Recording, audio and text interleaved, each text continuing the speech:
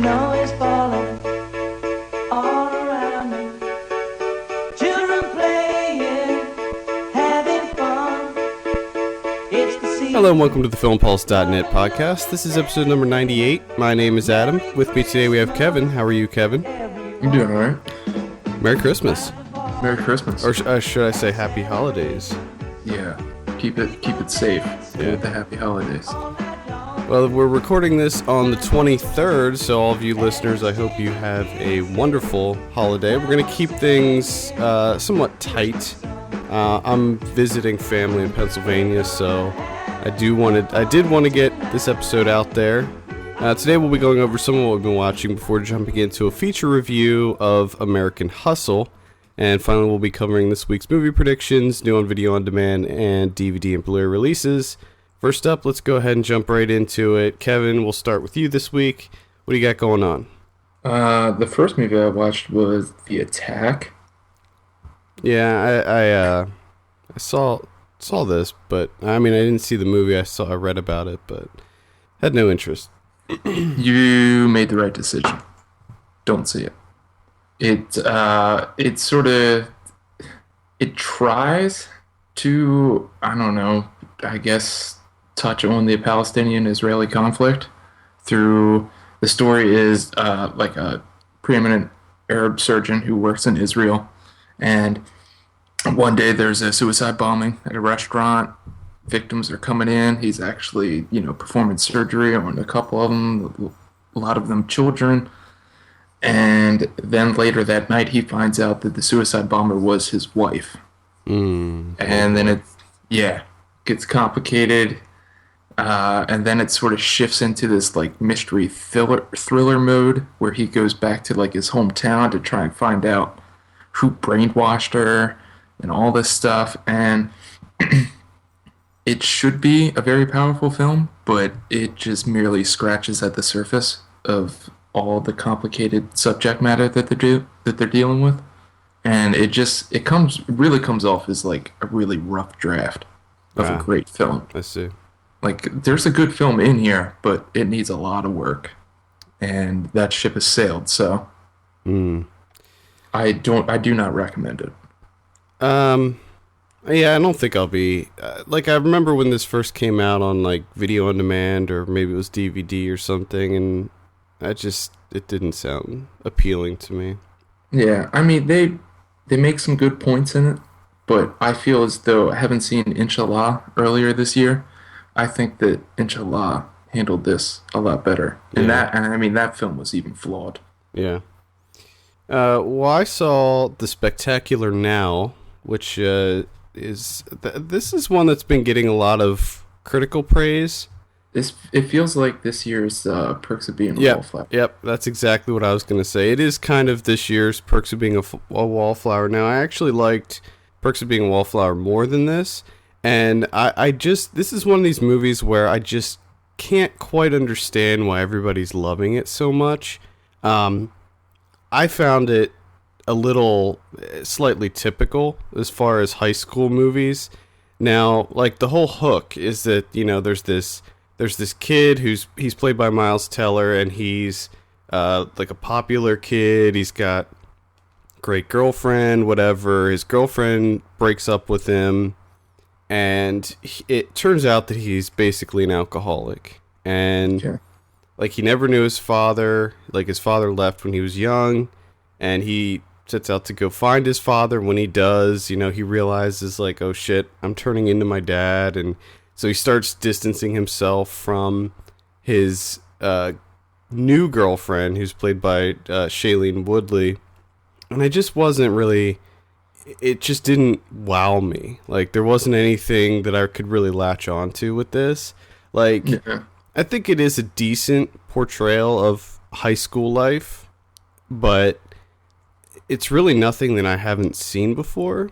Gotcha. And it was pretty well written, but for some reason I just really couldn't get on board with this one. And I know a lot of people have been, but it's funny though, because I feel like I've seen Miles Teller in other things, but in this movie, like, as soon as it started, I go, oh, I bet he's from Pennsylvania.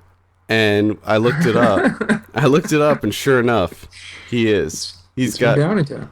Yeah, he's got this super thick accent going on. I think a lot of people will like it. I mean, a lot of people that have seen it have been really liking this movie. It just wasn't for me, and I don't think you would like it either. Okay. Yeah, well, I'm slightly interested just because it's the same director that did Smashed. Yeah, and it's about alcoholism. So he's got that theme rolling through his movies. Mm-hmm.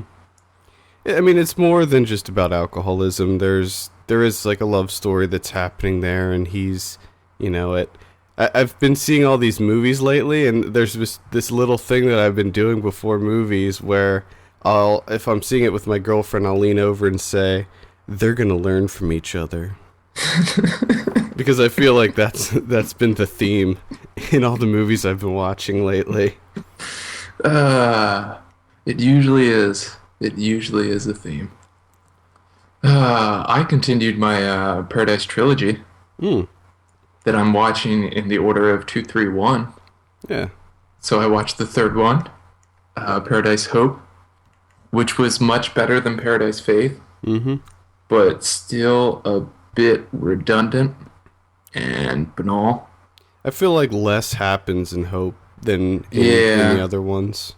Less happens. I think the characters are developed a lot better than they were in Faith.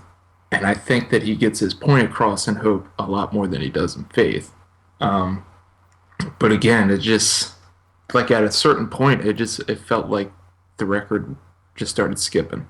And it just kept showing me the same thing over and over and over again. But like I said, I liked it a lot more than Faith. I love the cinematography that he employs in these films. I don't know why. And it seems like all Austrians do this, that static frame. I just absolutely love it. And the thing that I like about Jörg Seidel is every so often he'll break out and it'll switch to handheld. And I find myself that during these Paradise movies, that's what I'm waiting for. I'm paying more attention to the camera work than the actual story. Well, because that's when if he breaks out into the handheld, that's when you know something's going to happen. Exactly, and I do like that as like a little marker I don't know because I haven't seen Love yet, so I'm not sure. This is just sort of like a theory that I have going right now, is that the handheld sort of breaks into handheld when the main character is sort of losing their titular feeling, whether it be hope or faith. But like I said, I don't know with Love yet. I don't even remember. I'm too far removed. Because Faith, there was the handheld at the end with that fight on the floor with her husband. That was the only time handheld was incorporated, and mostly in Hope, the only handheld was during like the forest excursions with Melanie and the doctor. The one where she was conscious, and the other one where she was sort of like in an alcoholic coma. Mm-hmm. And that was the other thing that was very uneasy because it always just kept skirting on the line of this is really wrong. Yeah. It's so uncomfortable. Yeah, so I'm looking forward to Love because it seems like everyone's saying Love's the best. I thought Love was the best. Maybe it was just because it was the first one and I was just like, oh, wow. Yeah. But I think from mostly what I'm reading is everyone loves Love. They think that that's the best. Everyone thinks the weakest is Faith, and everyone's sort of in the middle on Hope. Like, yeah, it was good. Well, that's exactly how I am. So I'm pretty much shaping up to be the same way too. And I also like the fact that even though I haven't seen Love, I've heard a lot about it because we had Ryan watch it, and then my wife watched it too, and she was telling me bits about it, especially with the whole like Love. She's all upset because her daughter's never calling her. But in Hope, you actually see that she does call her. Mm-hmm. And in Hope, it's sort of like this. There's hope that she's not going to turn into her mother, but you can easily see Melanie starring in Paradise Love in 30 or 40. She's going the same route. Yeah, I mean, she's like, what, 14 or something in that movie? Yeah. And she's like already at least trying to be kind of promiscuous. Yeah, and just looking for love in all the wrong places. Right, she just feels lonely even as a 14-year-old girl. And then one like side note here is, did they do any like what kind of fat camp is this? Like all the exercises they were doing were ridiculous. I don't know. It was It was a just weird fat camp. like they did absolutely no exercising whatsoever. It was just like walking around a building. Yep. It was great. I saw Don John. Don John. Yeah. How was Don John? Directed by Joseph Gordon-Levitt. This is his directorial debut, and I gotta say, he did a pretty fantastic job. Oh, yeah? Yeah. It's pretty great. I really, really enjoyed this movie. A lot funnier than I thought it would be. Sort of like, very much like American Hustle, which we'll get into in a bit. These characters are slightly exaggerated versions of, you know, these kind of typical Jersey type characters. Mm-hmm. So they were a little bit like unrealistic. Like there was never a moment where I was thinking to myself, that's not Joseph Gordon-Levitt. You know what I mean? Like I was always fully aware that these were actors in this environment, but it didn't really bother me too much. Like it didn't pull me out of it necessarily. It was still very funny. Like I still really enjoyed the story. I liked everything, like the just how he was and like the kind of transformation that he went through, and how you think that it's going to go one way and it doesn't. Like it doesn't go the way you expect it to go. Yeah. And that's one thing that I really liked about this. And Tony Danza was in it. So, Oh, you got Danza in there? yeah. Well, that's like an automatic 3 stars. And also, Brie Larson was in this and The Spectacular Now, so... So you got a theme of Brie Larson going on. And people learning from each other. Did they learn from each other? Yeah, that's the thing. They definitely learned from each other. Julianne Moore is in this, and her and Don John definitely learned from each other. Oh, my. Either way, highly recommend it. This might actually go in my top 10 this year. Uh-oh. Yeah. That means I gotta hurry up and watch it. It's really good. I mean, it's a comedy, so it's pretty light, but it's just a really enjoyable film. Because at first you think like, oh, this guy's gonna be tough to watch for 90 minutes, you know, because he's such a bro, you know. But at the same time, he turns out to be like a genuinely nice guy for the most part. Gotcha. So I definitely recommend Don John. Check it out. Check it out. I watched as part of my getting through these 2013 films was Fruitvale Station. And right off the bat, Michael B. Jordan does an amazing job playing Oscar Grant. Like he has ridiculous chemistry with every single person in this movie. And the only problem I have is, and this was a big problem for me, is it seemed like all the characters were painfully aware of what was going to happen to Oscar at the end of the film. A lot like Spielberg's Lincoln, like at the end where he's going to see the play, Right, yeah. and they're almost like it feels as though he's walking to his own funeral, and everyone's so solemn and sad. And that was the problem I had with this film, is everyone felt like that throughout the entire film, is that they knew what was going to happen to Oscar at the end. Well, yeah, and that's what this movie really does. I mean, it really lays it on thick. Yeah. With it, like, you know, like the scene involving the dog, when the dog gets hit by the car and he goes to save the dog. Like, to me, that was just like, Now, it was like they were just nailing it in so much that this guy was like such a really good guy, and it was just you knew that they were setting you up for disaster. Yeah, but and with this is, I'm glad that you brought that up, because I was a little confused by that. It's like when I was watching the film, I was like, oh, I like that bit with the pit bull. Mm-hmm. I like what they're saying. It's sort of like a microcosm of how young blacks are portrayed.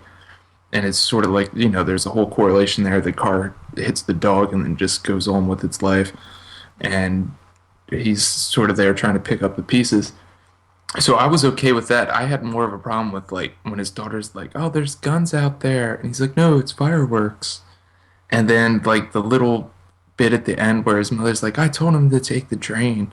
I'm like, we can surmise that. You don't really have to say it. It's just there's little bits and pieces there. But I have to say the way that they started the film, Ryan Coogler, that was genius. Yeah. I mean, that's so much pretty more powerful. ballsy. Yeah, that's so much more powerful to actually show the cell phone footage of the actual event than to merely just say, based on a true story, or, the number of things that they always pop up on the beginning of the film with just text. Right. I thought this was much more powerful. It essentially ripped your heart out before the film even started. Mm-hmm.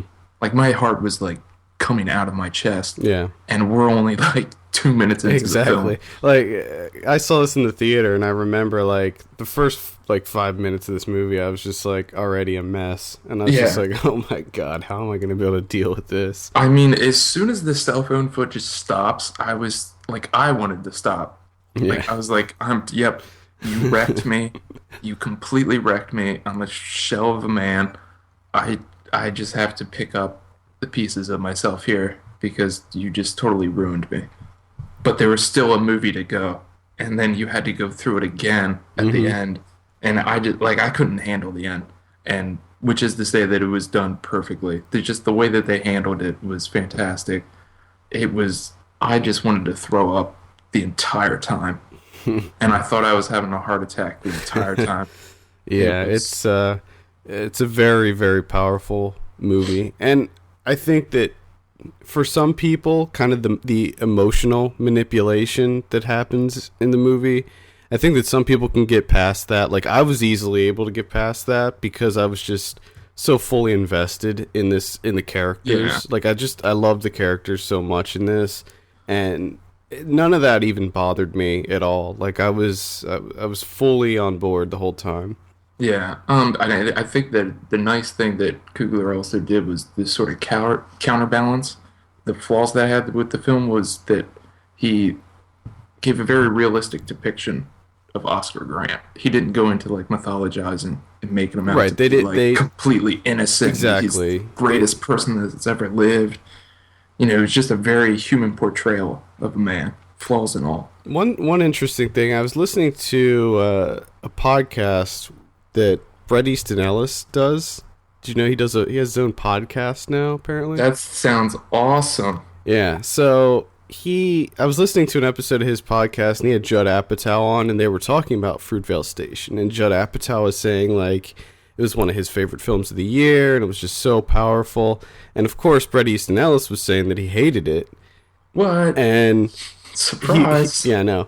And he was just, but one point that he made that I think was interesting, and it made me think about if they did it this way, was intercutting the life of that cop that shot him into it, so we can get to know who that cop is as well. And it made me think about how the movie would have played out if they had done that, and if it would have made it better or worse. Yeah, I can understand that. But I can also understand that, the filmmakers didn't want to give that guy, sort of like a platform. They wanted to focus on Oscar Grant. Yeah, that's true. But, I mean... And I will say it again, because I was just, appalled at the end. What it made me throw up even more is how he got off, the officer, the BART officer. He gets off because he says that he mistook the gun for his taser, which is the most bullshit thing I've ever heard in my entire life. And this is it brings me to my point again. People fucking believed it. Yeah. And like I said, peers, juries, I just don't trust them because so many of them are not intelligent. Like, how do you make that mistake? Are you kidding me? Well, it was a high pressure situation. Everybody was yelling and stuff. Like, judging from the footage, I'm not entirely sure that he mistook it for a taser, but I don't think he intended to shoot the kid. I think he did. You think? I mean, they already have him on the ground. There's like 3 guys on top of him. Because when you see the footage, when he pulls out the gun, it almost immediately fires. Like, he doesn't point it at him for a while and then shoot. It was like he pulled out the gun. As soon as he pointed at him, he shot him. Yeah. So it seems like maybe it was an accident, but really that's not... I don't necessarily think that that's the point of the movie. It's not No. It's not. You know, it's definitely not the point of the movie. But it is just... Because I work with a lot of, like, ex-police officers at work. So I talked to a couple of them. Like, because I don't really know anything about guns. So I just wanted to see, like, you know, is it possible to mistake the two? And pretty much every single one of them said you have to be a fucking idiot to mistake the two. Yeah, I think that that's bullshit, but, you know, whatever. We weren't in the situation, so it's really hard to say. Tragic, that's the main thing. Either way, Fruitvale Station is definitely one to see this year. If you haven't, it will definitely be on my top 10. I see now, like, I gave it a 6, but Yeah. I'm still thinking about it. I'm still mulling on it. I think I wrote a review for this on the site. Yes, you did. I don't remember what I gave it, though. I think you gave it a 9. I think I want to say did. like an 8 or a 9. I know, on Letterboxd I gave it a 9. Okay, I gave it an 8.5. The next movie I saw was called The Battery, and I wanted to see this because I was compiling my top 10 list of horror movies for 2013, which I implore you all to check out. It's on the site now. Top 10 horror movies 2013. I have to say I was surprised by it. It's I think that this was a fairly mediocre year for horror movies. Like, I didn't order them because I was gonna put them in like a numerical order, but then I was like, you know what? It was just too hard. Like, so many of these movies could have gone any place on the list, so I just put out what I believed were the best 10. And I wanted to see this movie called The Battery, directed by Jeremy Gardner, before I made this list, because this was a movie that got a little bit of buzz. It's an indie movie. It's a very, very, very small movie. This was made for $6,000. Nice. If you can believe that.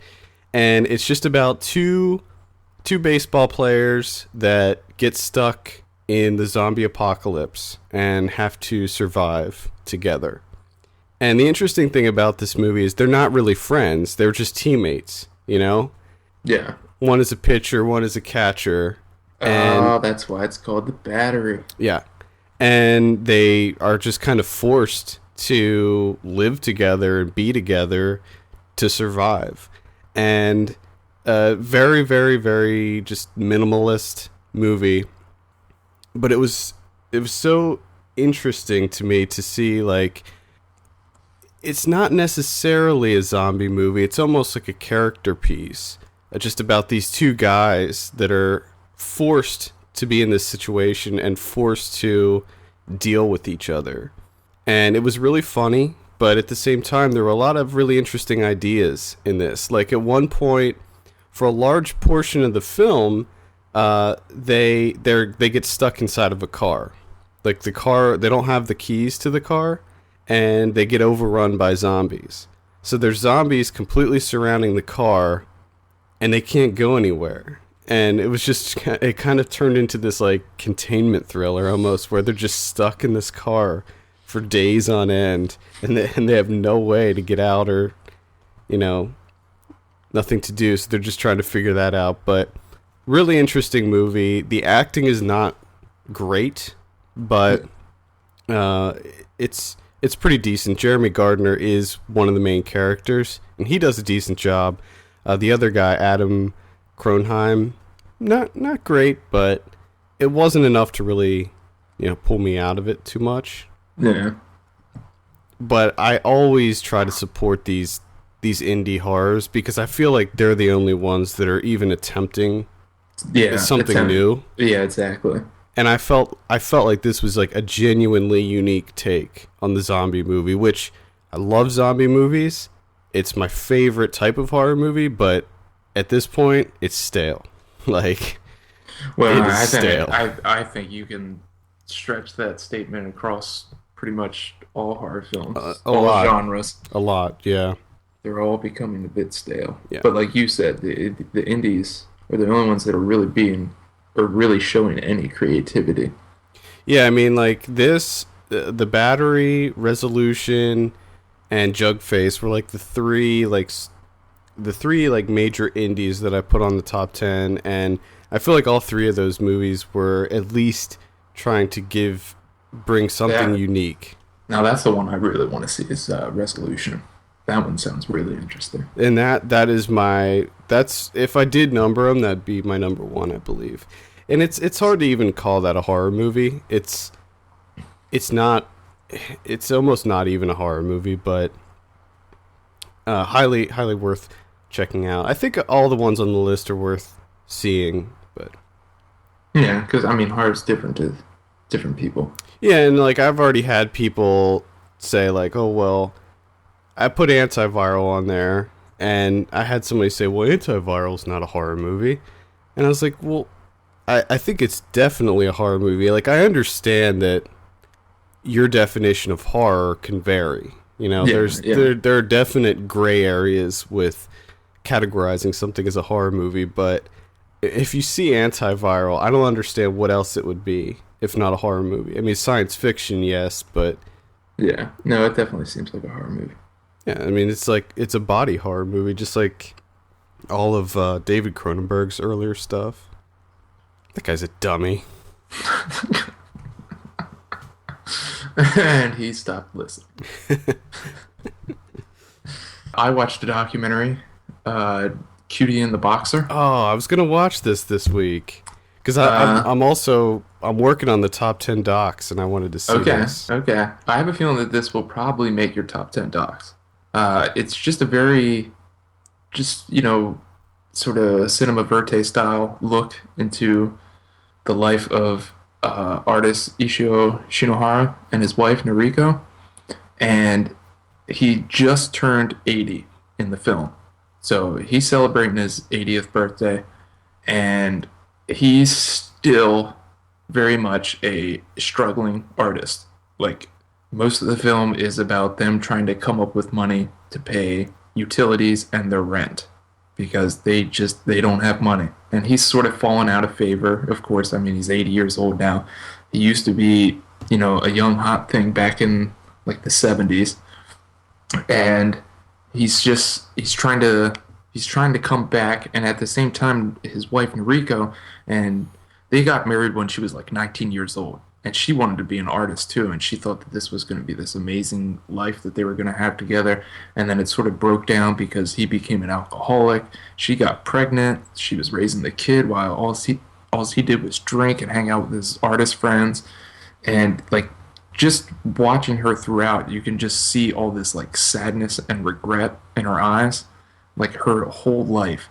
And so she tries to come up, like almost like reinvent herself as an artist. And she ends up doing these little drawings, like telling her life story of her marriage and, being a mother and everything. And she calls it Cutie and the Bully. And it's pretty much just her life. And the nice thing about it is the director, you know how they always have to put in these like little animations and stuff to these documentaries? It seems like that's the hot thing nowadays. Yeah. It actually works perfectly here because all he does is just animate her illustrations. Oh yeah. So it works beautifully. And it's because I usually hate that animated stuff in these documentaries, but this was like the first time that I was like, that actually makes perfect sense and it works wonderfully. And overall, it's a great film for the most part. It does seem to be lacking a little bit. It's only 82 minutes long, and you sort of wish that there was some more substance here. But it's kind of hard to critique the film because it's just their lives. So Right. in a sense, me saying that I wish there was something more here, I'm more not criticizing the documentary. I'm really just criticizing their lives. Be more interesting. Yeah, which is a terrible thing to do because if someone turned the camera on me, they'd be like, "Holy fuck, this is the most boring documentary I've ever seen in my life." So I really don't have any place to really judge their lives Right. and say that they should be more interesting. But it's definitely an interesting look because, like, towards the end, they get sort of this.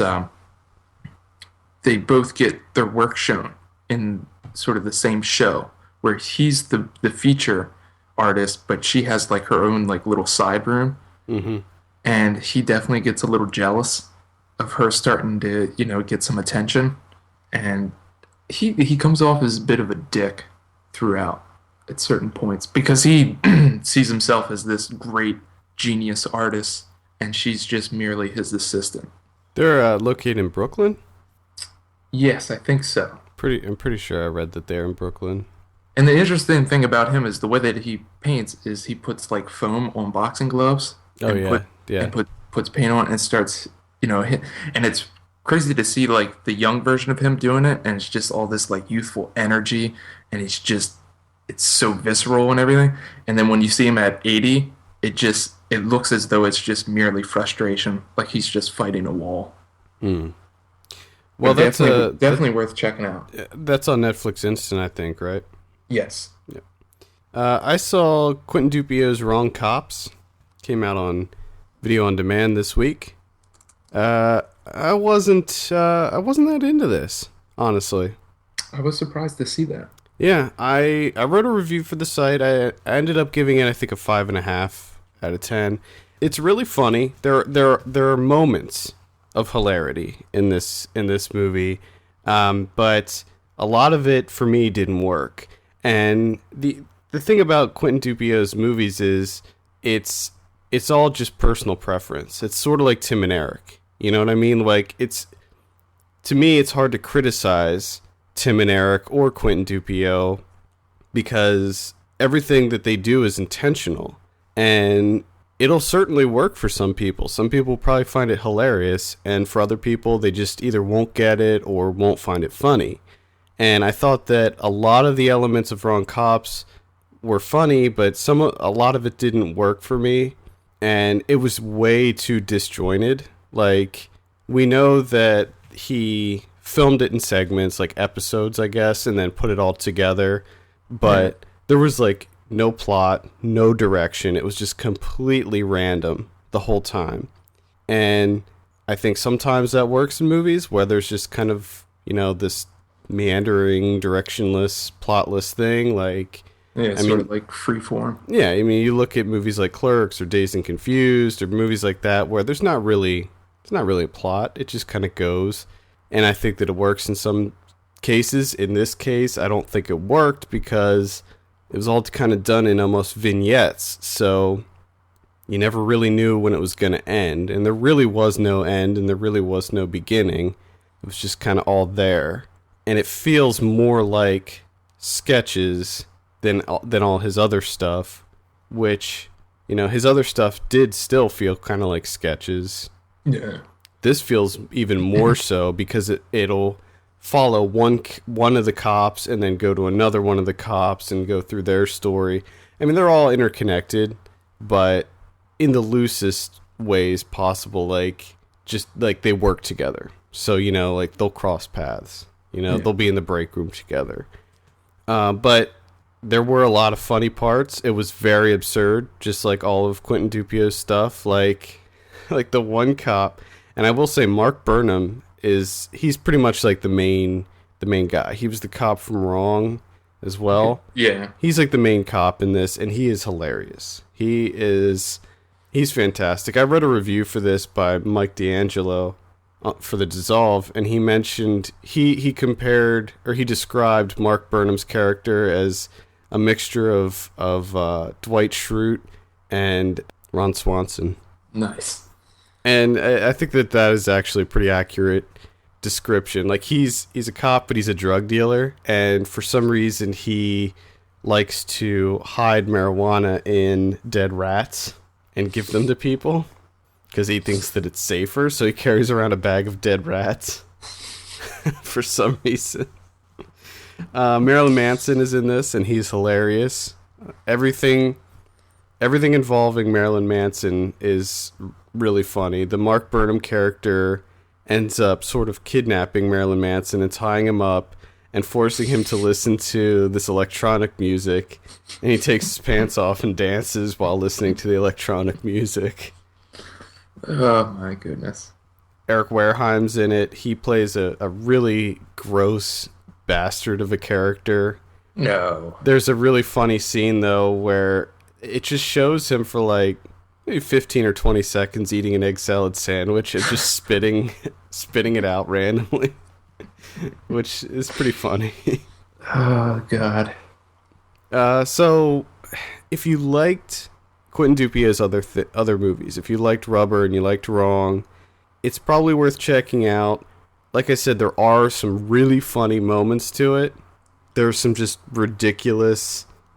completely ridiculous things in this movie, but it just didn't quite come together for me like Wrong did. Gotcha. I did watch, we talked about it last week, I did watch Museum Hours. Ah, yeah. And I was excited. Number one, I'm obsessed with art museums. Well, you've been trying to see this since, back in March? Yeah, I've been wanting to see this for a long time. And I've heard nothing but good things for the most part. And I had to say that I was hugely disappointed. It's much like you said. It's pretty boring. And there's like a very thin narrative that involves a woman from Canada going to Vienna to see her cousin that's in a coma in the hospital there. And they haven't really seen each other in a long time, and she's sort of lost in Vienna. And she takes, she always goes to the art museum. That's sort of where she hangs out, and she ends up befriending one of the guards there. And he sort of takes her around Vienna, shows her the sights, talks to the doctors for her, and just generally helps her out. And layered on top of that is a lot of rumination of the artwork that's shown at the museum, how it correlates with the way people see the world and see the city, and just how they sort of intertwine with each other.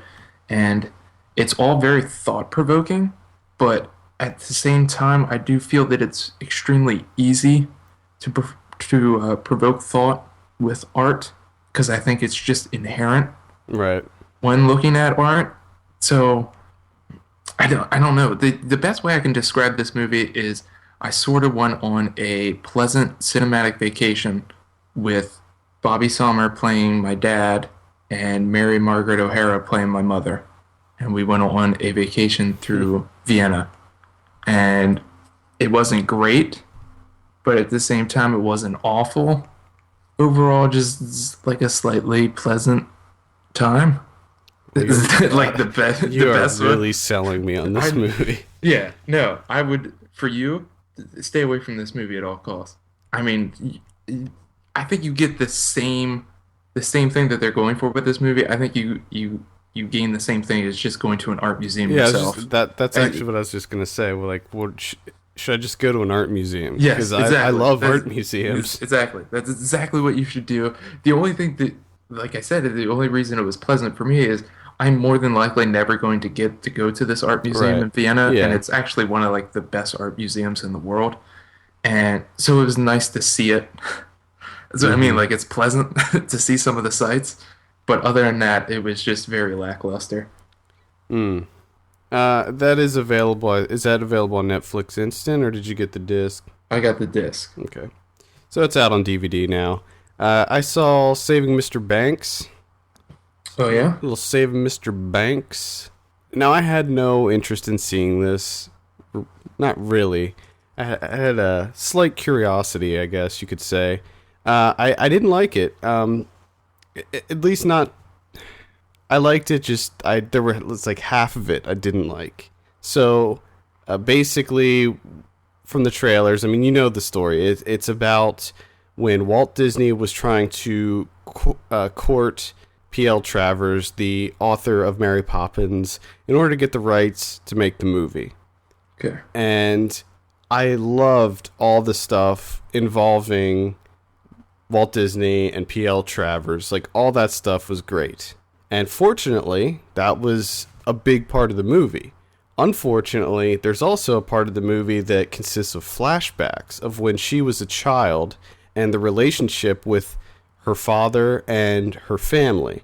And it turns out her father's played by Colin Farrell, and it turns out he was a big alcoholic, and it was her childhood and her past that came to shape the story of Mary Poppins.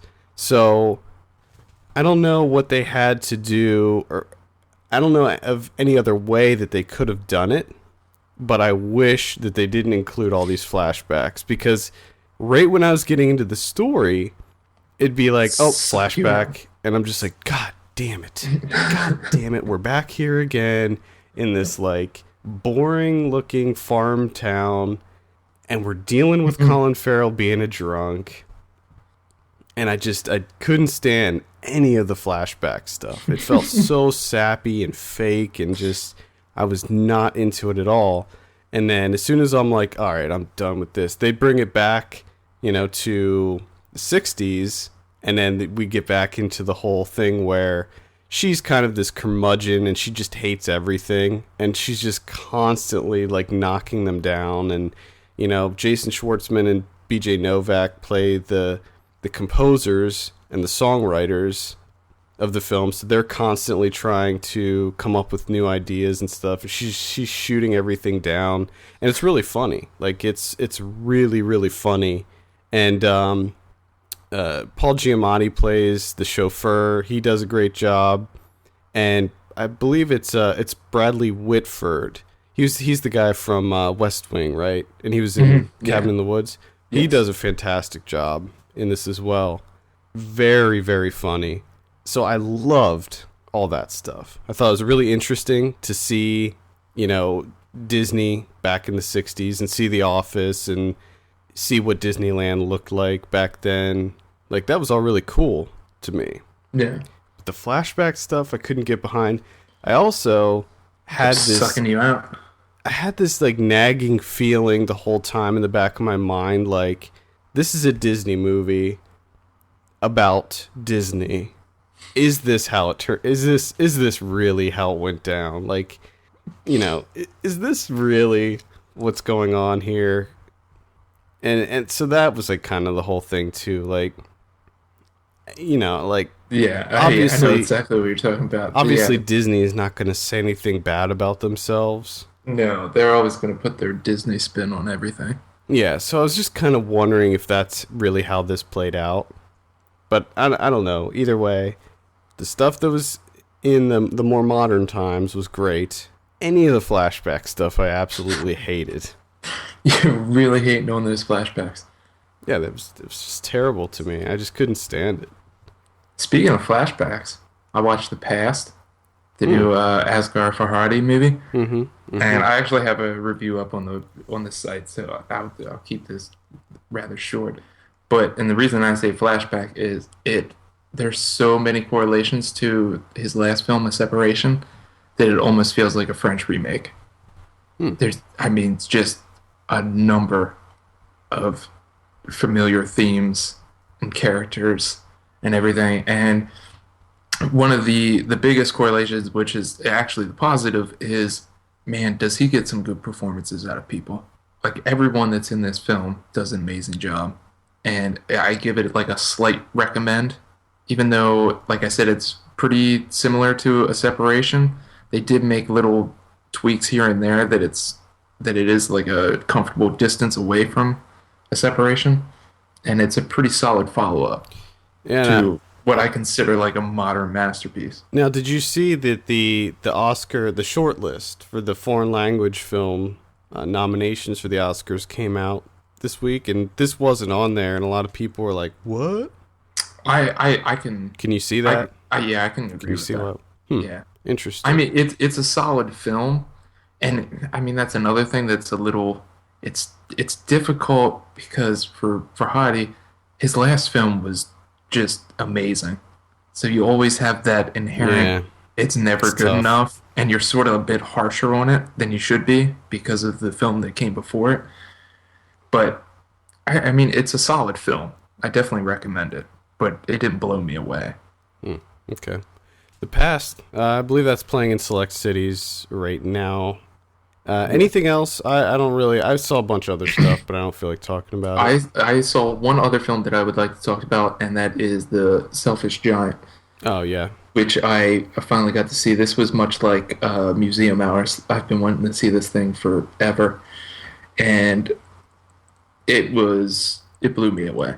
This is Cleo Bernard's, I think, first feature. She made that documentary, The Arbor, which was like a very experimental documentary. And this is her first narrative feature, and the main character's name is actually Arbor, played by Connor Chapman. He's a young kid, two kids, they're like bestest friends, Arbor and Swifty. They look out for each other. They live in a very poor part of town. Both of their families really don't have anything, and Connor Chapman gets in a shit ton of trouble very quickly at school because he is like the most foul-mouthed kid I've ever seen in my life, and he gets expelled forever.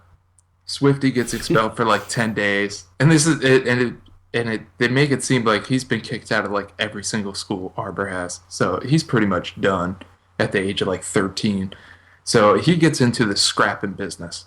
He starts, going around with a horse and cart and just scrapping metal, trying to find, stealing copper wire, doing whatever they can just to earn some money to pay the bills. I mean, Swifty's parents are like selling their furniture to pay bills. Like they're just sitting on the floor in their house. And it's all going somewhat smooth. I mean, as smooth as a desolate life like this can go. And the problem is that Arbor starts stealing some of the copper that people are already bringing into the scrapyard, and he's going to try and resell it at another scrapyard. And of course, he gets caught, and he has to, replace all this stolen copper. And the way that they do it, I mean, through the entire film, something terrible is going to happen. And something terrible does happen, and it is awful, and it will wreck you. And it's unbelievably sad. Well, I plan on watching that very soon. So that's on demand, so I'm definitely going to... Yes, I have a feeling that you will absolutely love this film. Yeah, I'm definitely going to see it before before I make my top 10, so... Highly recommend it. Is it going to be on your top 10? I have a feeling, yes. I'm having an extremely difficult time picking 10. Yeah, I haven't even started. Like I'm sitting at 20 right now. Yeah. Can I just do a top 20? No. Damn it. We're going to say no on that. All right. Well, let's go ahead and jump into American Hustle. So this is directed by David O. Russell, stars a great ensemble cast of people, including Christian Bale, Bradley Cooper, Amy Adams, Jeremy Renner, Jennifer Lawrence. Louis C.K. is in this. Yeah, I did not know that. I didn't either. Michael Pena, and an uncredited role by Robert De Niro, which was also a surprise when he popped up on screen. Indeed. I have the synopsis here. A con man, Irving Rosenfeld, along with his seductive British partner, Sidney Prosser, is forced to work for a wild FBI agent, Richie DeMasso. DeMasso pushes them into the world of Jersey power brokers and mafia. She's not British. Well, her British version is not named Sidney Prosser. That's like her American version. Yeah. I forget what was like Eva Kingsley or something. Was there like her British name? No, it wasn't Eva. It was something. It was something like that though. Yeah. God damn it! I can't believe I forgot already. Well, yeah. Unfortunately, I've seen this a few days ago now, so I've pretty much forgot everything that happens in the entire movie. But I wrote a review on this, so we'll start with your thoughts, Kevin. What did you think of American Hustle? I enjoyed it. I thought it was very entertaining. 2 hours in the movie theater, and I like it for what it is, which is essentially the same way that I was with Silver Linings Playbook. To me, it's just an entertaining Hollywood film. So thoroughly enjoyed it. It feels like David O. Russell just created this playground for his actors to just run wild. Yeah. And just have as much fun as they want. Yeah. And it was a lot funnier than I thought it was going to be. It was a million times funnier than I thought it was going to be. I was laughing like hysterically at times. The whole time. It's just nonstop. And again, like I said, for like a Hollywood movie, thoroughly enjoyed it, and I'd much rather have David O. Russell making Hollywood films than most of the Hollywood directors. It, it If you sort of understand what you know. I know I know what you're saying. Yeah, yeah. So I loved this movie. I think that this will probably be on my top 10. I thought it was just fantastic. I had so much fun with it. A lot more fun than I thought. It felt like a Scorsese movie to me. Like, very, very much like a Scorsese movie. Okay. Just with, like, a lot of added Yeah, I was actually comedic beats. I was surprised that I've read a couple of reviews that are saying that.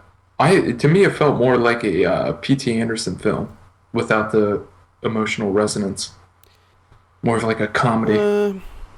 I could see some shades of P.T. Anderson in there, maybe. Just I don't know if it was like the soundtrack mixed with the ensemble, mixed with some of the camera work that was in there. Gave me that type of feel. I don't know. Maybe it's just Boogie Nights that was making me feel like that. Yeah, it could be. They did do a lot of where it's just playing the song. Yeah, And we're seeing what's happening on screen with no other sound, just the music. They did that at least 3 or 4 times in this, which I always like it when they do that in movies, as long as they do it at the right spots. Yeah. And I felt like that was done. I mean, the interesting thing about this is you have this huge cast of people, and everybody sort of has their own little relationships, but they all have their own motivations too. And Yes. the film starts off fairly slow. So like you have, Christian Bale and Amy Adams as these 2 con men that are working together, and they start ripping off people that are trying to get loans, and they're selling stolen art or fake art and stuff. And they're pretty small time, but after Bradley Cooper comes into play, things just start to slowly escalate, and then eventually at one point you just realize, like, holy shit, this is completely out of control, and like everybody's involved. Everybody is conning each other and double crossing each other. You never know like who's being genuine and who's just like playing the other side and stuff. And I thought that was just so much fun. Yeah. And I just love how out of control it got. Like It got crazy out of control. And the whole time you're thinking, like, okay, Richie, he's a federal agent, and he's the most out of control person out of everyone. And that was the thing, because they set it up, and you think, like, Christian Bale's character of Irving Rosenfeld is the biggest sleazeball in the world. Like, that's what you think at the beginning. Like, they set it up right from the start. Like, they show his, like, big bloated gut and his comb over that takes like 25 minutes. I do love the fact that they started the film with his step-by-step process of that comb over. Yeah. Because if they wouldn't have done that, the entire film would have been like, how does he do it? Yeah. It would have nagged me. So I'm glad that they got that straightened out, like, right off the bat. Yeah, yeah. But by the end of the film, you kind of switch sides, and you're just like, well, Christian Bale is real. He's like the decent one, you know? He's the moral compass. Yeah. This damn film. What the hell happened? Yeah, I mean, him and Jeremy Renner are really the only 2 characters that you're just like, okay, yeah, these are pretty good guys. Like, yeah, they care about other people, whereas everyone else seems to only care about themselves. And I just thought that was really interesting. And the characters themselves were so exaggerated and so over the top that I loved it. Like, I thought that at first I was like, man, these people are really playing into like the time period, and they're all just cartoons, And at first I was like, okay, this might be a problem. But then when I realized that that's kind of the tone of the whole movie, that it's supposed to be completely blown out of proportion, over the top. And once I saw that was how this movie was going to play out, I was like completely into it.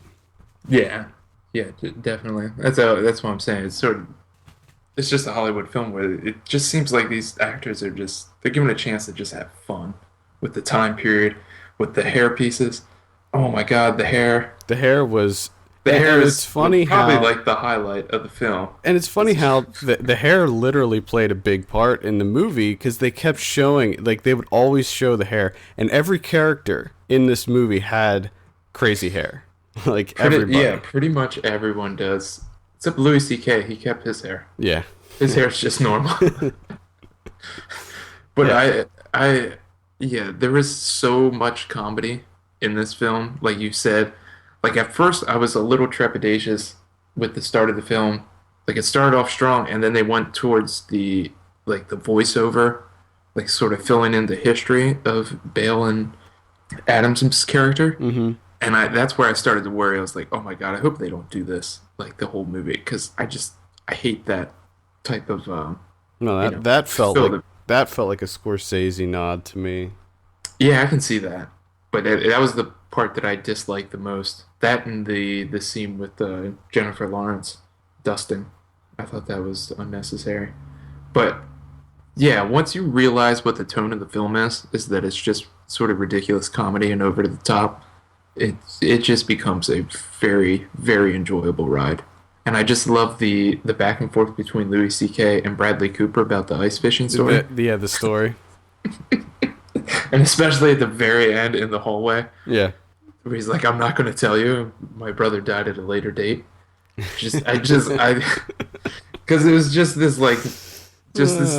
perfect, this perfect metaphor of exactly what Bradley Cooper was doing with the entire investigation, is what he was doing with trying to figure out what the ice fishing story is, and it just I enjoyed it so much, and like you said, they do a fantastic job of like towards the end that you're not really sure who's conning who now. Like you sort of get mixed up, and you're not really sure if Bale and Amy Adams are they still conning, or are they actually like broken up completely?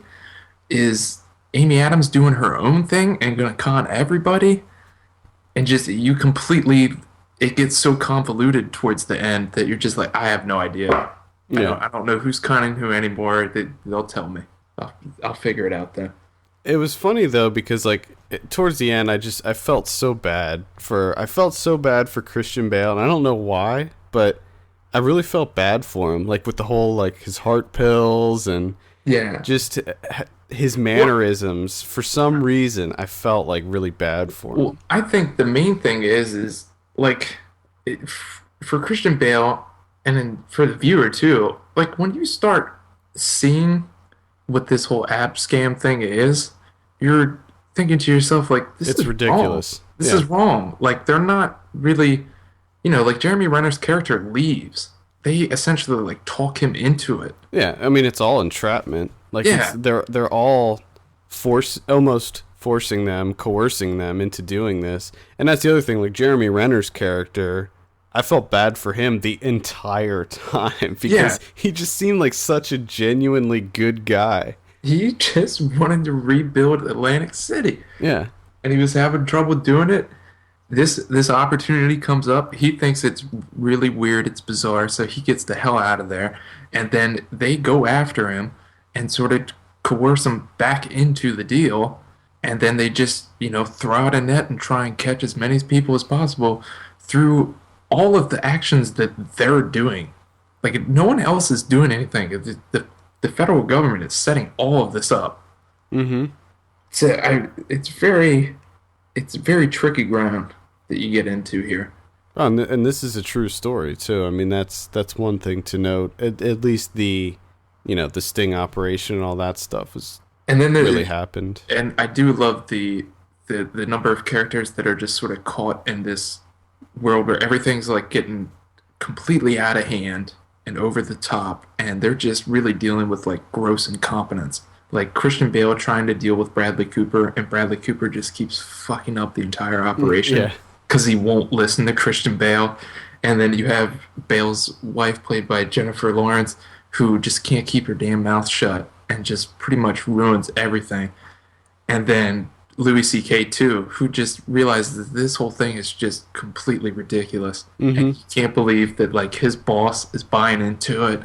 and they just all want to get famous. Yeah, And they all have an agenda. Yeah, and he's like the only reasonable guy there. Yep, they all have an agenda. And, Yeah.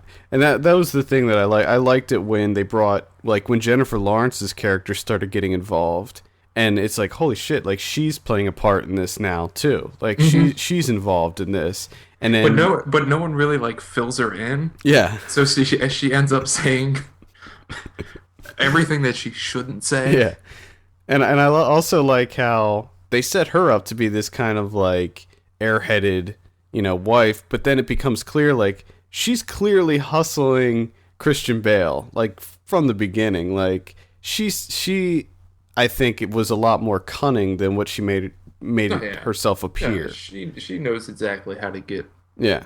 where his sweet spot is and how to get her hooks into him. And I love the whole the microwave. There's everything The science oven? everything involving the science of it. Yeah, that's the other thing, is how she's able to justify all of her terrible decisions. Yeah, all the fires. And how she almost gets her husband killed. Yeah. It was all motivation. Yep.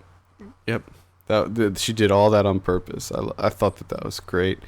Like right from the beginning, I want to also mention the intro logos, like the Annapurna logo and all the intro stuff that they do. I love any time that they do Love this. it when they do that. I always feel like I have to mention that because Keep it up. they need to doing do that with everything. Because as soon as those logos came up, I was like, yes. Like Yeah. I knew, like I was already excited. And it gets you. It sucks you into the setting. Yep. Like, yes, And we're that's in the 70s. Let's do this. And that's the thing. Like David O. Russell was like, okay, this movie, this story takes place in the 70s. We're gonna fucking make it the 70s. Exactly. I mean, there was like everything that you can think of 70s wise was in this movie. I mean, it was all in there. And like the music, I thought the soundtrack was amazing. Loved all the music in it. I loved the ridiculous hair, the ridiculous clothing. There was more side boob in this movie than I think I've ever seen in any movie ever. Yeah, it's more side boob than the front page of Huffington Post. It's ridiculous. It's unbelievable, and it's crazy because it's pretty much all Amy Adams. Oh yeah, like every shirt that she wears is side boob. Yeah, it's side boob. So, And another thing, just a small mention, is Shea Wiggum. I thought he did a pretty good job in this film. He had a very small role, but I'm liking seeing more and more of him. Mm-hmm. And I look forward to seeing him in Wolf of Wall Street too. For whatever reason, I think that guy does great work. well, yeah, like he was. And his hair was great too. His hair was just ridiculous. Yeah, I'm a big fan of him too because I like Boardwalk Empire a lot, and he's in Boardwalk Empire, and also the guy that got involved with Jennifer Lawrence. He's in Boardwalk Empire too. Okay. And Jack Houston is his name. Makes sense to pull some guys from there, Yeah. since it's about Atlantic City. Yep. Absolutely. So I think I gave American Hustle 8.5 out of 10. What are you looking at out of 10? I'd probably go like a 8. 8. I'd There you probably have go it. an 8. American Well, Hustle. Real quick though, what was your favorite hair? Since we're talking so much about hair, man. should we rate the hair real quick? Just quick run through. I love. There was one thing that I noticed regarding the hair. I love when there would be the conversations between Bradley Cooper and Amy Adams, and they would both have the rollers in their hair, like the phone conversations. I felt like there was some sort of connection there where you could tell that these two characters had more in common with each other than her and Christian Bale. Yeah. Like there was more of a connection there. But I think I have to give it to Christian Bale just because I just want to know what was the, where he... the patch that he puts on top. Like what was that? Was that pubic hair or was that like... I don't know. But that's why Just like did he sweep that up at like a salon? that's why kept I'm it for picking himself? that because he's using a prop in his hair. Plus the fact that it all takes like 15 minutes. Yeah. And that's the entire beginning of the film. It's just him getting that together, and then Bradley Cooper just straight fucks it up within like 5 minutes. Yeah. And then it becomes a whole thing. I love it when he walks up and messes up his hair, and Christian Bale just stands there like he's completely silent. He doesn't say a word. He's just completely flabbergasted that happened. He just stares at it. Oh God, I want to see this again now. I do too. Yeah, I think I might. I think it's a tie between that and Bradley Cooper's. Like if I didn't see it in Rollers, it would definitely be Bale. But then they added that little scene with the rollers in, and then towards the end, Amy Adams even makes a point of talking about his perm and saying, "Yeah, it looks good on you." For some people, yeah, it's just fantastic. Whoever did the hair for that movie, fantastic job. Yeah, I mean every character had a different hairdo, and it was like almost like the hair was a character in and of itself. That's how they were introduced. They were introduced by their hair first. Yeah, everybody had a unique style too. Like Jeremy Renner had his own style, and man, that pompadour was and it was like the hair was like represented the character's personality almost to a T. You know, you look at Jennifer Lawrence, she has like the big wild blonde hair, and especially when she starts dancing and it starts going all over the place and it's a complete mess. Oh God! But so I think what we're saying is this movie's about hair. It is. It's about hair. I also want to quickly mention, I'm not going to give away any spoilers, but I love the twist at the end when Christian Bale reveals like the big reveal. Yes. And they go over like how I thought that was awesome. But it was fantastic. There you have it. American Hustle. Go see it in theaters now. Check it out. All right, let's talk about some predictions. Anchorman 2, The Legend Continues, which we haven't seen yet, or I haven't seen it yet. I haven't either. I am meaning to see this. You said 64, I said 65, actual 75. Oh, wow. Yeah. So now I'm even more excited to see it. You said 88, I said 94, actual 92.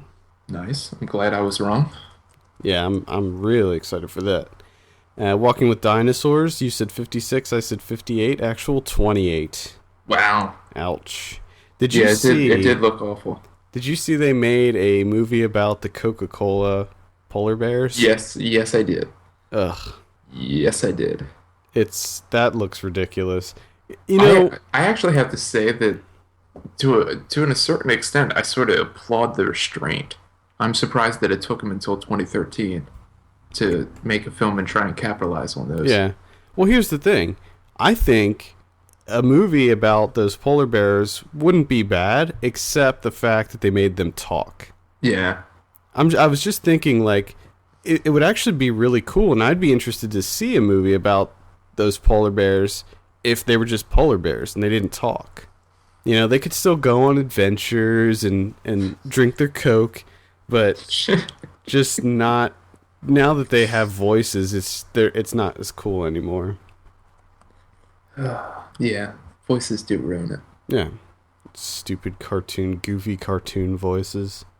All right, next week we have, or this week I guess we have, Secret Life of Walter Mitty. What are you thinking on this? If it helps, it's the early reviews have not been good. I think it has a score on Rotten Tomatoes right now, and it's pretty low. Okay, I'm gonna say like a 54. I'm gonna say 49. Okay, I have a feeling that this is gonna be sort of a split. I want to see it. I am planning on seeing it. It does look interesting. Yeah, I think I'm gonna go see it on Christmas Day. Lone Survivor. This is the one with Mark Wahlberg and Emil Hirsch. Yeah. A lot of people in this. A lot of people. Directed by Peter Berg, though. Not a fan. Okay, what's Peter? Who's Peter Berg? Battleship. Okay.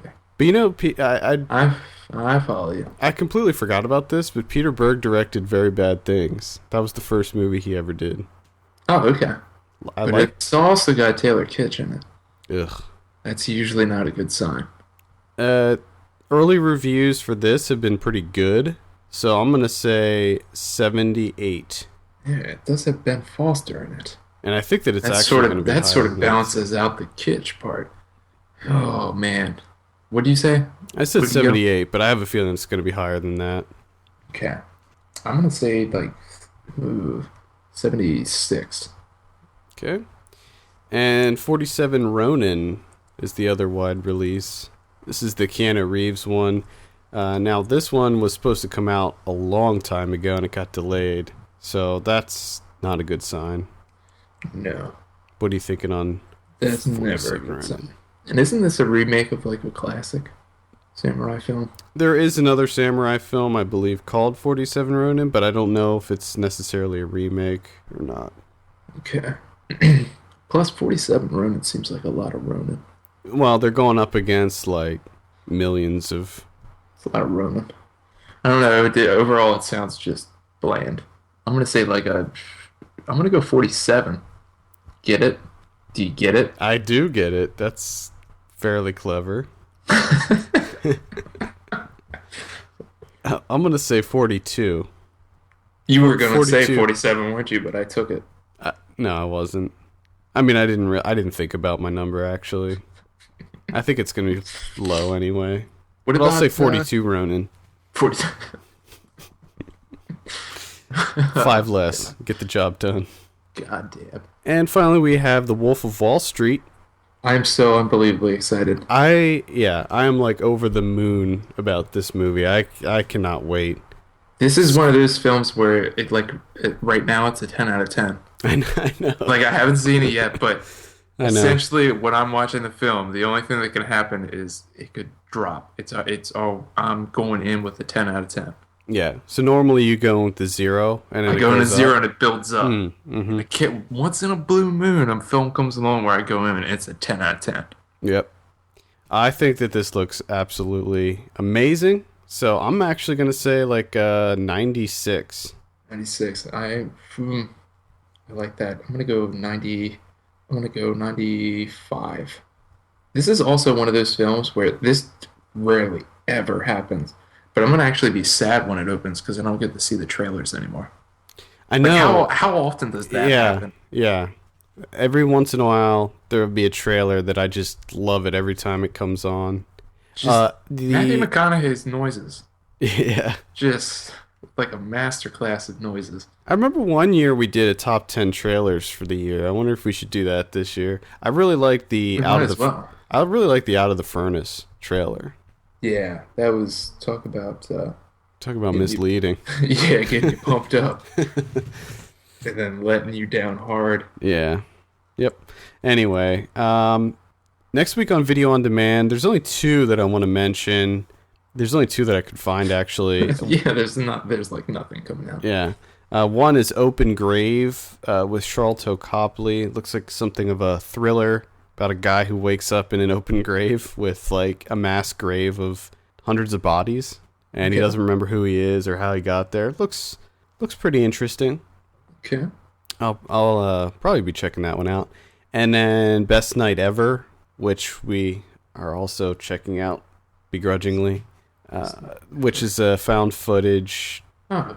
It's a found footage movie. It's like sort of like The Hangover, but with girls. Yeah. It looks pretty rough, but maybe there'll be some comedy in it. I don't know. But we'll have a review for that up as well. Oh, that sounds terrible. Yep.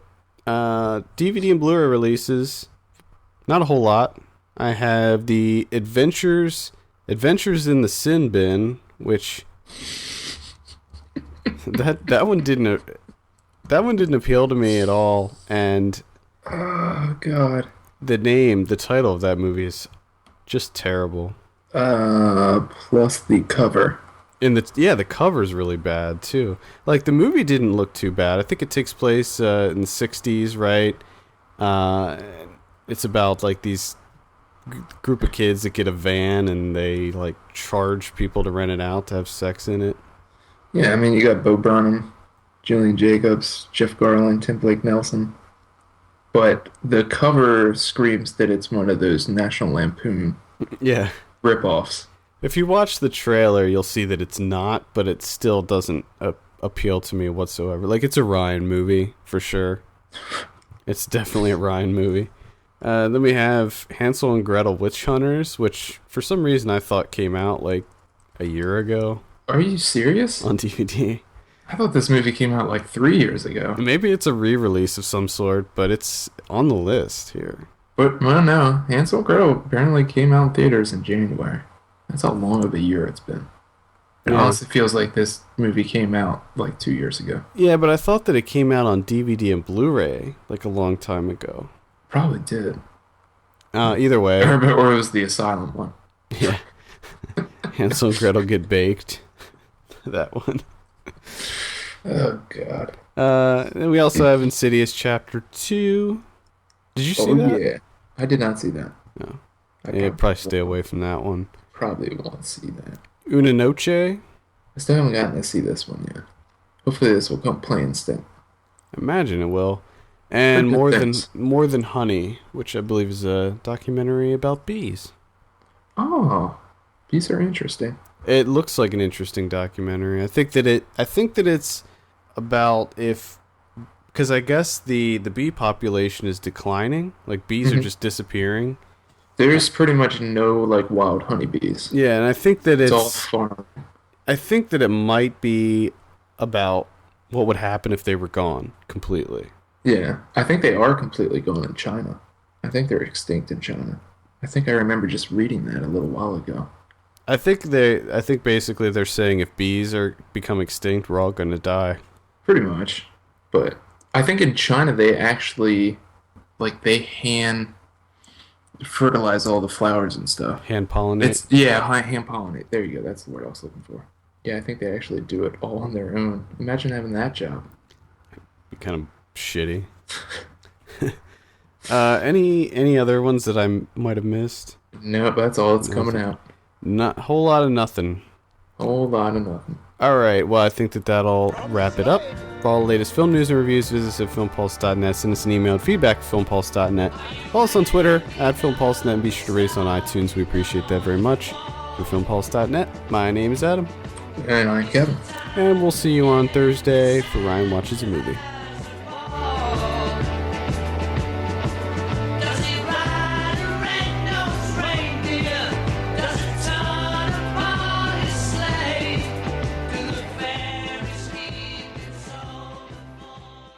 Fuck yeah.